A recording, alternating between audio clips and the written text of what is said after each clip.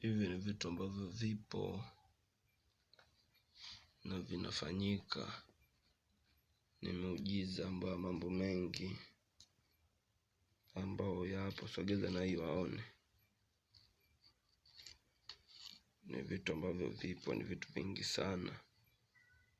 Huu ni uchawi mwingi sana ambao upo hapa. Yaani uchawi ambao unafanya mambo mengi sana. Kama hii hapa ni uchawi mwingi sana. Hii hapa hivi ni damu ya maiti. Yaani mtu ambaye alikufa akafufuliwa, damu yake kachukuliwa, ndio hii hapa. Ile imechukuliwa kichawi sana. Ni vitu ambavyo vipo hapa, kuna vitu vingi sana. Ogopa na hizi namba hizi. Usije ukasogea. Wale ambao wanajisifu mitandaoni kwamba wanayaweza, wana mauchawi sijui ana nini, au ni watoto wadogo tu sana. Kwa namba kama hizi hapa. Hapa kuna vitu vingi. Ili ukome ni mafuta ya maiti.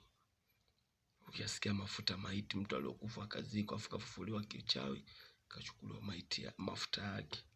Ndio haya mafuta ya maiti. Watu tunamiliki vitu vingi.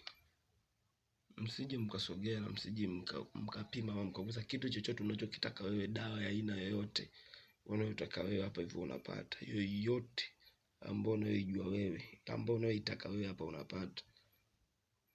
Hapa ndio kiboko wa kila kitu. Kila kitu kipo. Hapa hadi zipo hadi hizi hapa mishumaa. Hizi zote bado ni dawa tu, na hapa kuna mambo mengi sana tena zaidi ya maelezo.